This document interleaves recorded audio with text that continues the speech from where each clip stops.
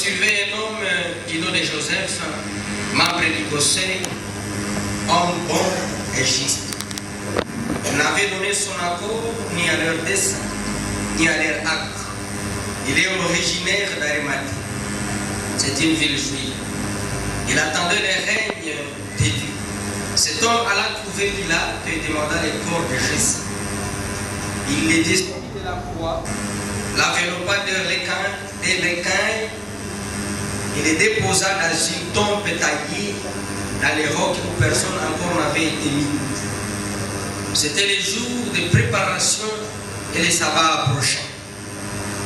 Les femmes qui l'avaient accompagné depuis la Galilée suivirent Joseph.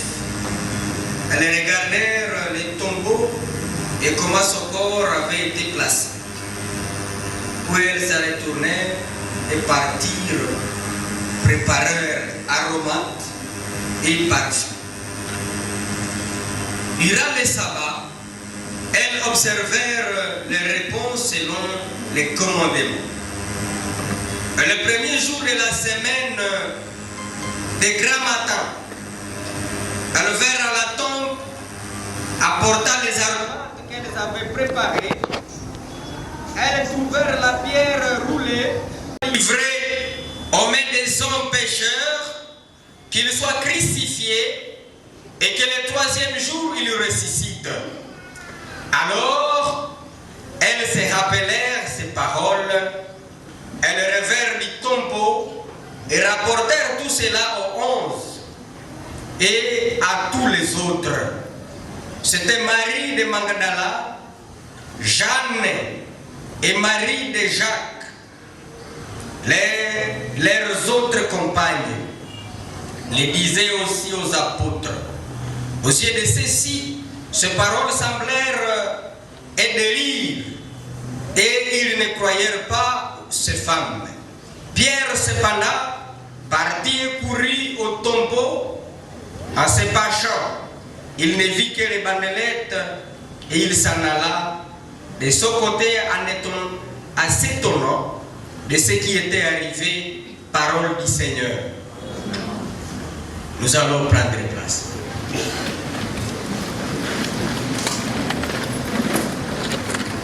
Frères et sœurs, que la grâce, la paix vous soit accordée de la part de Dieu le Père, de notre Sauveur Jésus-Christ. Il est reconnu traditionnellement aujourd'hui comme la fête pascale qui pour les Juifs, elle commémore la sortie de l'esclavage vers la liberté, et pour le chrétien, elle commémore la résurrection de Jésus-Christ. Toute la semaine, nous avons eu un enseignement qui a été construit autour du thème libellé, aller annoncer l'évangile de l'espérance de la résurrection de la nation. Comme pour dire à nous qui sommes chrétiens aujourd'hui que nous pouvons encore annoncer l'espérance de la résurrection de la nation qui est déchue. Nous pouvons annoncer l'espérance de la résurrection de la nation, une nation qui est déjà morte. C'est que quoi que morte, cette nation peut encore reprendre vie et vivre. C'est à nous de voir notre responsabilité dedans et commencer à annoncer ce que nous avons à annoncer. La parole de Dieu nous a bénis. Ce qui m'a arrangé, comme je l'ai toujours dit, que ce qui m'arrange dans un enseignement, c'est ça ma bénédiction. Moi, ce qui m'arrange, c'est ça ma bénédiction. Et ce qui m'a arrangé, c'est lorsque Dieu nous a rappelé qu'il ne faut pas attendre que le coq chante pour que nous nous rappelions de ce que nous avions dit. Il faut agir avant que le coq ne chante. Voilà tout ce qui m'a arrangé dans l'enseignement. Et c'est ça ma bénédiction. Amen. Nous n'allons pas attendre que le coq chante. Nous allons agir.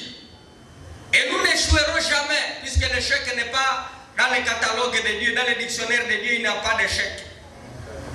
Mais nous allons donner sens à ce que les hommes vont appeler échec. Nous pouvons sembler échouer, c'est ça l'enseignement d'hier, mais nous allons donner sens à ce que les hommes vont appeler échec.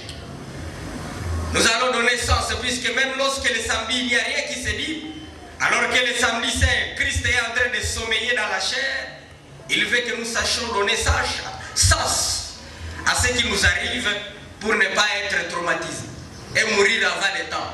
N'acceptez pas mourir pour des petites choses. Donnez sens aux situations confuses. Donnez sens à cela et vous passez.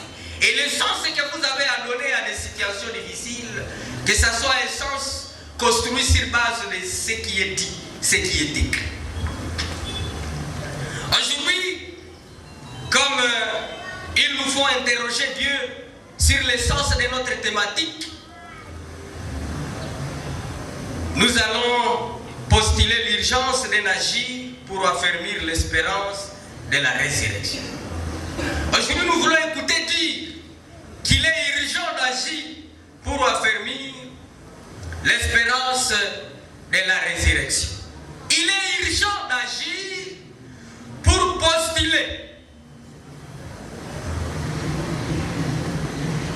et pour affermir l'espérance de la résurrection. L'action, elle est urgente.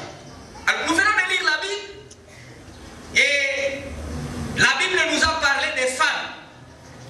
Nous allons nous inspirer de ce que sont ces femmes pour aussi savoir nous positionner par rapport à l'urgence de l'action.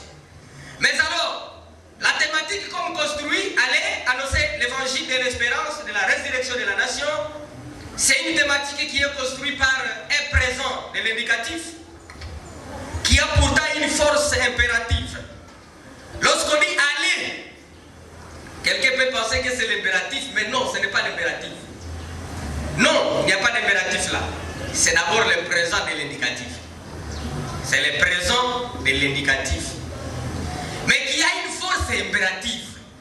Moi, quand même, c'est à ce niveau-là où on peut conclure et marcher avec ce qui pensait que c'était l'impératif. Allez, c'est comme on avait dit, vous allez. C'est le présent de l'indicatif, mais qui a une force impérative. L'action, elle est urgente. L'action d'aller, c'est très urgent. Et donc, après l'écoute de la demande d'aller, il nous faut agir immédiatement sans poser beaucoup de questions. Si Dieu te demande, va. S'il te dit, va. Ne lui demande plus, où vais-je? Ce n'est plus la question à lui poser. Va d'abord. Lui-même, il est le chemin, il est la vérité, il est la vie. Il a dit, allez, nous allons. Mais avant d'aller, il nous faut comprendre pourquoi aller si hâtivement. À quoi est-ce que l'aller, elle est urgente? De toutes les façons, nous ne sommes pas des robots pour agir par commande. Il nous faut comprendre pourquoi l'aller, elle est si urgente. Pour qu'elle se conjugue au présent de l'indicatif. On nous l'indique, mais avec un pouvoir impératif. L'annonce, elle est autant urgente que l'aller. Nous allons annoncer, c'est urgent d'annoncer. Et nous avions dit que l'annoncer, elle n'est pas de parler. Puisqu'on parle, on réfléchit, on pense. Dans le langage polonais, ce sont des caractéristiques d'enfance. Il a dit, quand j'étais enfant, je parlais comme les enfants, je réfléchissais comme les enfants et je raisonnais comme les enfants. Quand je suis devenu vieux, adulte, j'ai abandonné les choses qui appartiennent à l'enfance, qui sont propres à l'enfance.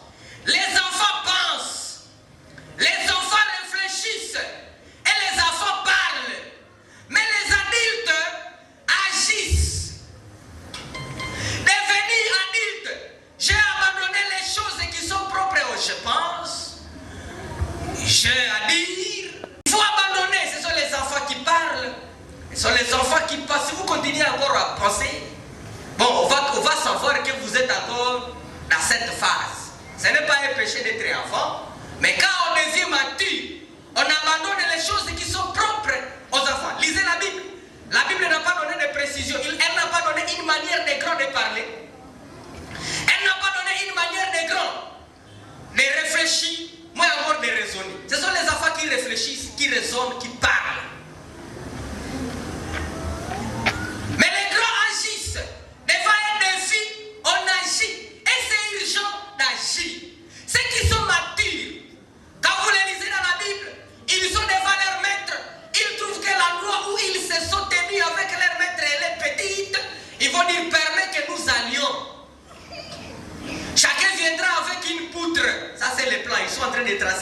un plan. Ils ne sont pas en train de dire, mais ils sont en train de tracer un plan. Permettez à ce que nous allions. Chacun viendra avec une poutre. Nous allons construire. Ils viennent de faire leur plan et ils vont descendre avec leur maître. Vous qui lisez la Bible, vous savez où est-ce que je me situe. J'étais en train de commenter l'épître des Corinthiens en parallèle avec 2 rois, avec le récit des 2 rois, où les enfants, les fils du prophète sont en train de dire à Élisée, permettez à ce que nous allions, chacun reviendra avec une poutre, nous allons construire ici un endroit. L'enfant réfléchit, l'enfant parle, l'enfant raisonne, mais les grands disent. Et lorsqu'ils disent, c'est pour tracer les plans, pour agir. Et leur action apporte changement. L'action, elle est urgente. Pourquoi, Seigneur Jésus, l'action, elle est urgente? Il nous faut comprendre le pourquoi. Pour que nous lançons dans l'action, nous soyons motivés. Aller annoncer, ces 2 concepts sont beaucoup plus urgents. Nous n'avons plus à parler, à spéculer. La spéculation, c'est le propre des enfants. Quand on est enfant, on pense. Quand on est enfant, on raisonne. Quand on est enfant, on parle. Mais devenir adulte, on abandonne les choses qui sont propres aux enfants. Il n'y a pas une manière de grand de parler, une manière de grand de réfléchir, moins encore de penser. Mais les grands, lorsqu'ils voient que l'endroit où ils se tiennent, elle est petite, ces grands-là disent qu'il nous faut aller prendre des poutres.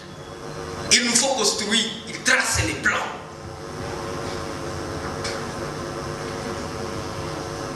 Ça, c'est la Bible. Allez annoncer l'évangile de l'espérance et de la résurrection. La nation doit ressusciter.